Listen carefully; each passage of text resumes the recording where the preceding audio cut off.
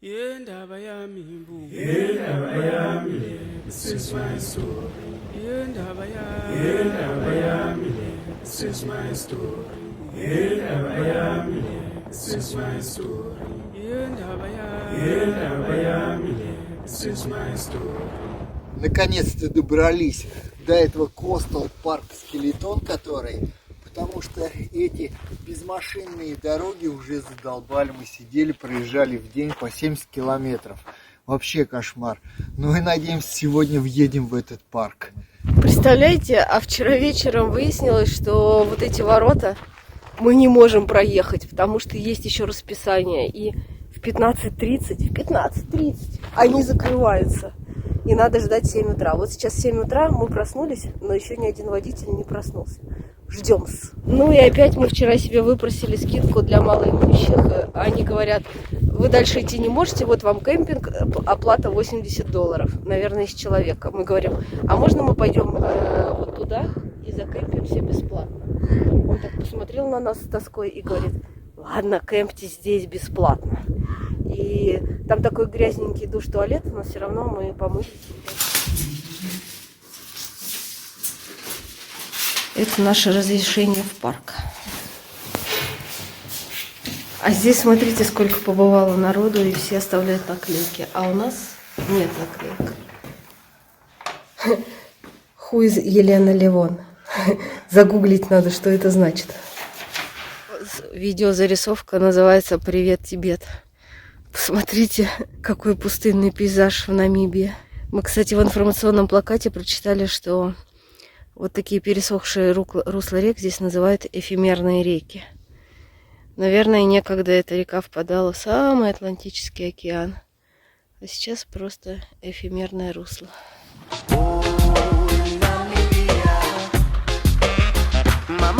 Снова мы в автобусе. Едем к Skeleton Coastal. Смотрите, какая панорама открывается. Зловещие ворота выпускают из Skeleton Gorge. Сбылась мечта Люба. Мы едем по берегу Атлантического океана. Какова плотность человеков на 1 квадратный метр в Геленджике? А здесь?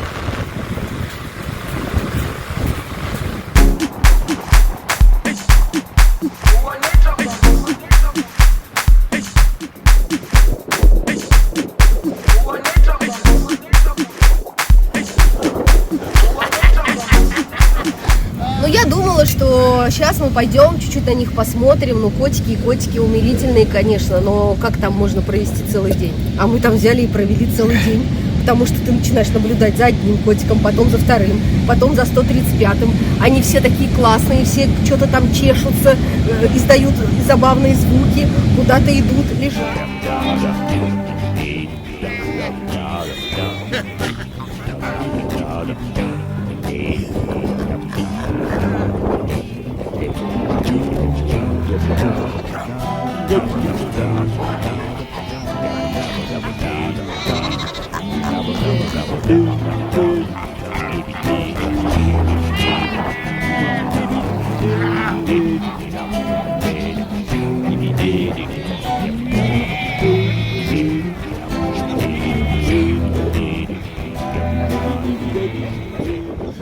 Как они лежат, это вообще отдельная история.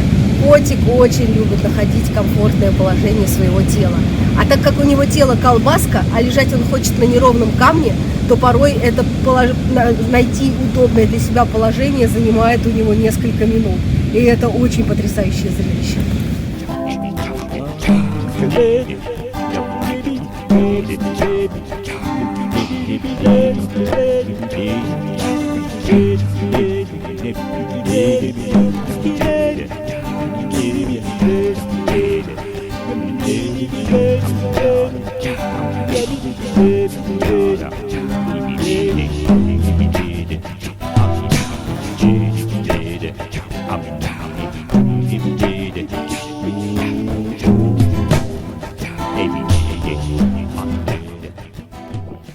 Может, некоторые не досыпают.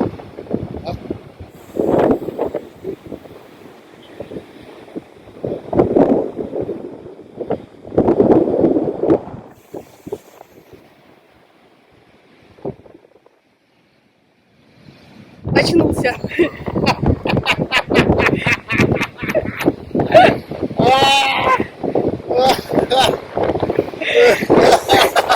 Всю жизнь так проспать можно.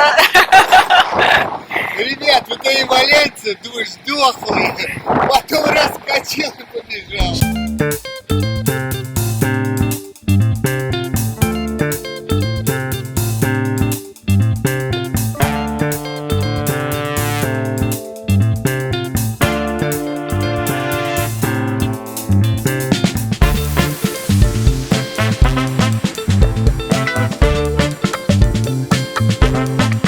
Представляете, мы вчера вошли в билетную кассу, чтобы посмотреть на котиков, и там опять начали эту нашу песню, вот наши письма, мы бюджетные путешественники, а можно мы заплатим как намибианцы по 50. И она началась с того, что нет, у нас нельзя, скидок нет, мы государственная организация, даже автостопиться у нас по территории нельзя, а между билетной кассой и котиками 4,5 километра пути. Но мы чуть-чуть с ней поговорили, и она говорит, ладно, идите так. И мы посмотрели на котиков бесплатно. Спасибо большое женщине-билетеру.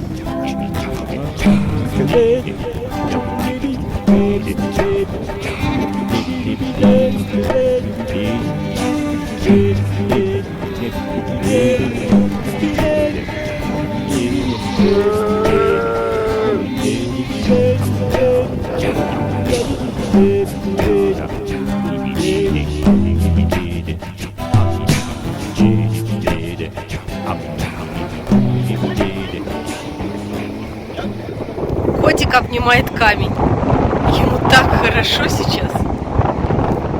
Ребята, вот котик откинул ласты.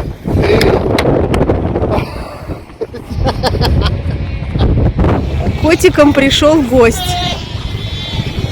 Что он ищет? Падаль? Здесь есть много. В итоге, когда мы насмотрелись на котиков и пришли за своими рюкзаками, которые оставили в билетной кассе, было уже 3:30 вечера. Ну и нам ничего не оставалось, как сдаваться в этот кемп. Кемп стоит 100 намибийских долларов с человека. Мы с Игорем что-то там начали, а может и на этот лагерь нам можно скидочку. И она такая, ну имейте совесть, ну друзья мои, я вас так бесплатно пропустила. А если вас кто-то увидит в лагере, это же моя ответственность. Ну и мы с Игорем решили действительно и заплатили по 100 намибийских долларов и ночевали в этом шикарном месте, где больше никто не ночевал.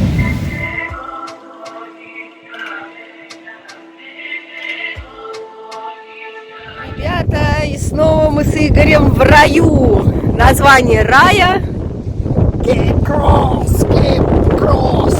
Ну и, собственно, кроме нас с Игорем, в этом кемпе больше никого нет. Смотрите, какие здесь волны. А закат был фантастический. Я в своей жизни не видел никогда квадратного солнца. Пиксельное солнце, шестигранник у нас зашло сегодня за горизонт.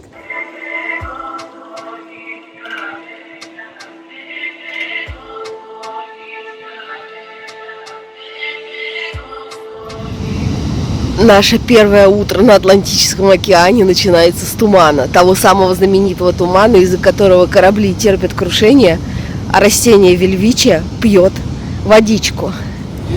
Мы с Игорем сдаем сегодня экзамен по разведению костра в условиях повышенной влажности. Вот тут мы соорудили себе очажок. Вот такие у нас дрова. Люба, что ты принесла? Ну, я вот это лежала в кострище. Мне кажется, это кость какого-то кита. Это дерево. Я нашла его. И мы себе варим макарон. У нас есть газ, но мы все равно тренируемся с разведением костра в экстремальных условиях.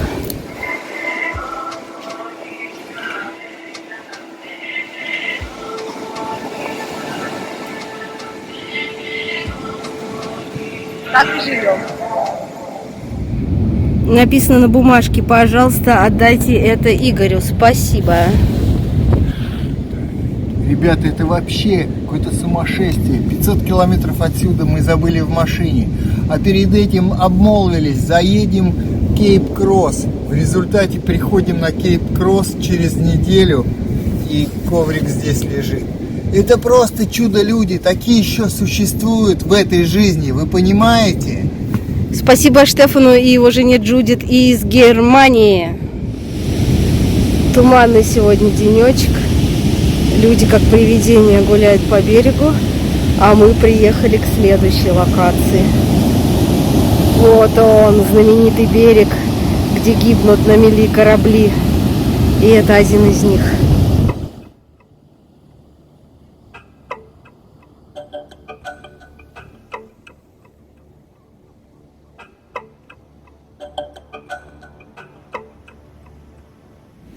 Вы тоже раньше думали, что морская пена это метафора? А это вообще не метафора. Вот, смотрите, целый берег лежит, и это все пена.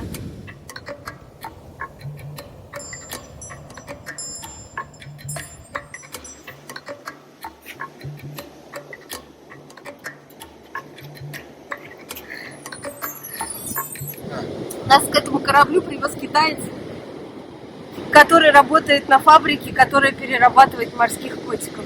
Рога и копыта. Все. В год квота на убийство котиков на Кейп-Кроссе 6 тысяч. 3 тысячи из этих количества принадлежит фабрике этого китайца. Шкуру продают туркам. Потом там омега-3 жирные кислоты из жиров вырабатывают, витаминки и куча вообще всего. Вот так. Целяви. Смотрите, какая классная штучка. И она растет вот так. Поверх песочных холмов. Огромная колония. И это все единая корневая система. А если она себя совсем хорошо чувствует, она дает цветочки. Видите, вот здесь есть.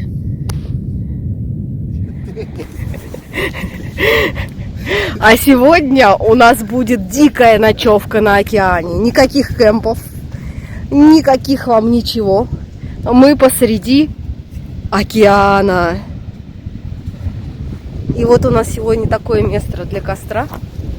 Но проблема в том, что туман, бумага закончилась у группы. Чего ты суешься? Малыш, давай костер. Делать хватит снимать.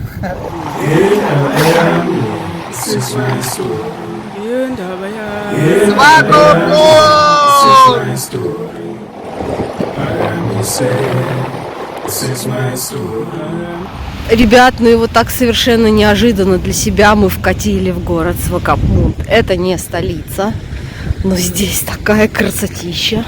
Morning. Morning. Good morning. How are you? Very good. Yeah. Just for the showing from the nice one here. Okay. Видите, вот человек и продает, Yeah. делает. Nice one. Nice one. Yeah. From the artwork. Cool.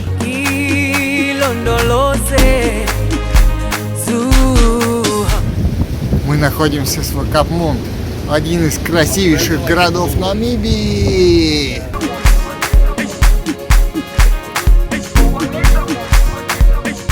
Наверное, вынимать такую мусорку вообще не очень удобно, но выглядит симпатично. А пока мы с Игорем не можем удержать свою челюсть и ходим по улицам города Свакопмунд, вы, пожалуйста, послушайте приятную музыку и посмотрите на этот город вместе с нами.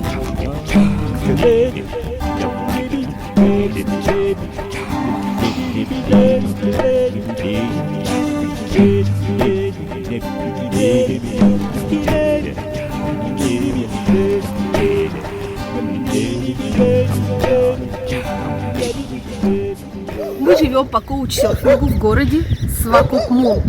И здесь вот такая погода каждый день. Мы вчера постирали в стиральной машине все наши вещи, а сегодня нам не в чем идти гулять. И добрейшая хозяйка подобрала мне комплект одежды. Джинсы я уже не одевала 1,5 года. Теплую кофту и еще одну кофту в горошек. И вот меня всю одели. И мы идем гулять по Свакопмунду. Свакопмунд — немецкий город, и даже названия улиц здесь такие ругательные. Хагенхот. Вот они, суровые южноафриканские серферы.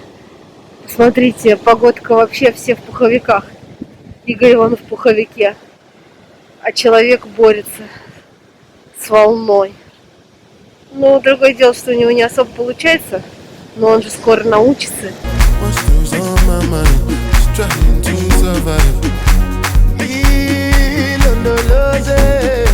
Вот, пожалуйста, страна Намибия, год 2022, Свакопмунд, корзинка для какашек собак. Они пытаются сортировать мусор.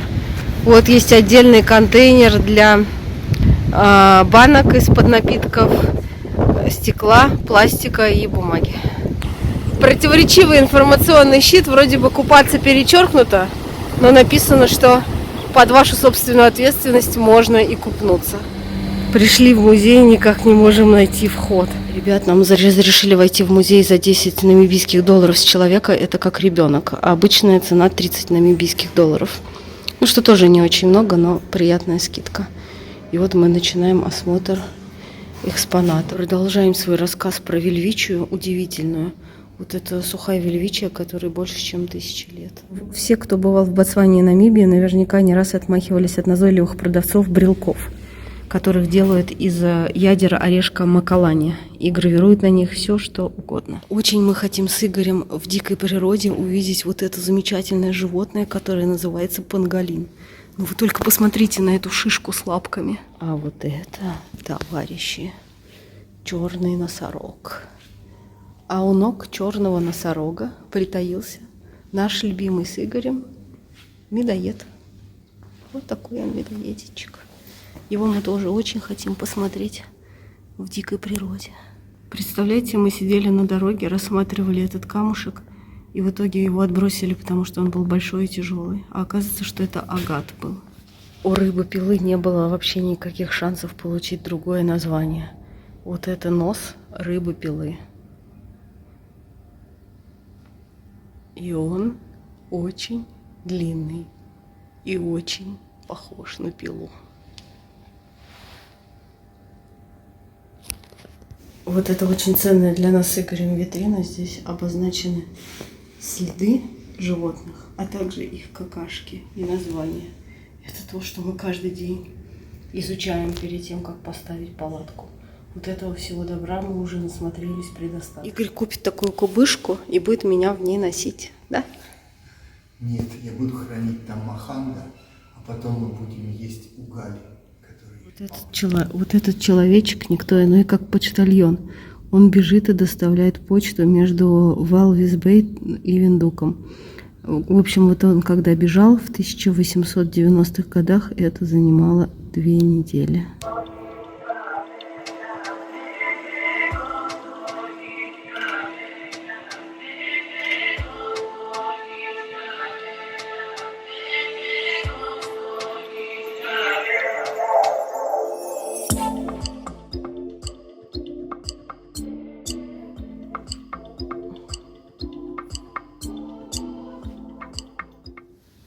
На самом деле это самый лучший музей в Африке, который мы видели.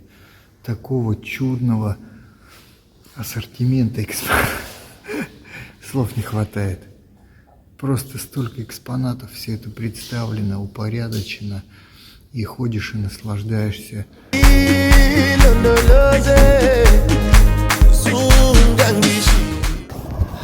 И только мы вышли за пределы Свакопмунда, начинается Дароп National Park.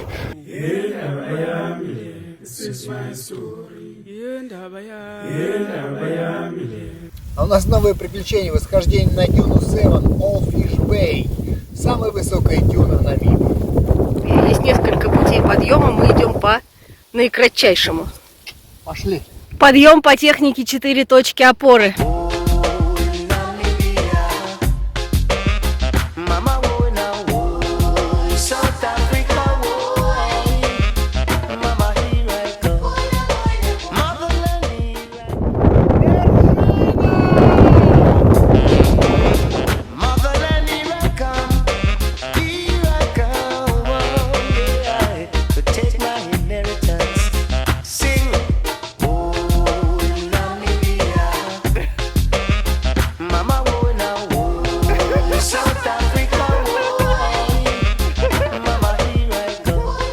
Ребят, мы остановились по коучу Валвис-Бэй. Прекрасная гостеприимная семья из Южной Африки. И нас очень тепло принимает. И вот такой здесь Очень красивый домик, уютный. И хозяйка дома, Ами, она очень любит цветочки. И здесь очень много всяких домашних горшковых цветков.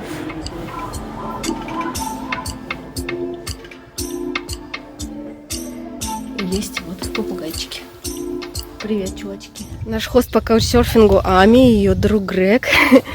И мы идем гулять в поход. The River Swakop. Сегодня день героев, и поэтому пятница, но никто не пошел на работу, все пошли гулять. Нам так повезло, что нас повезли гулять. Мы бы сюда никогда не попали, потому что это какая-то вообще дорога очень далеко от всех главных дорог. Но здесь оказалось красиво, и горы как на Синае. Вот сюда мы идем на прогулочку.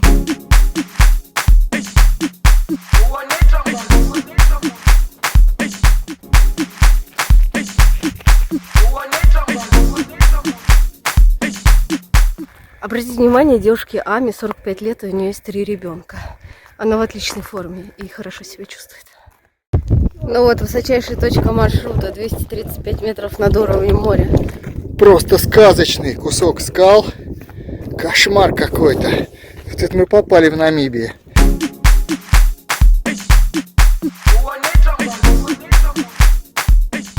В начале года были осадки, и вот это смешное потрескивание почвы, песка осталось с января. Черепки. Песок превратился в черепки.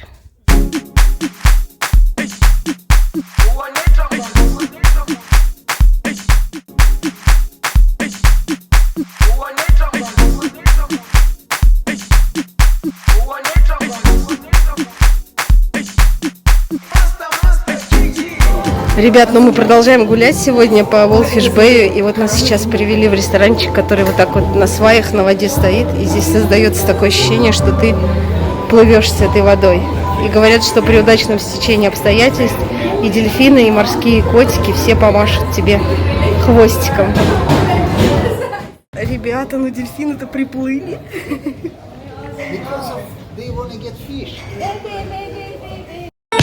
Everyone have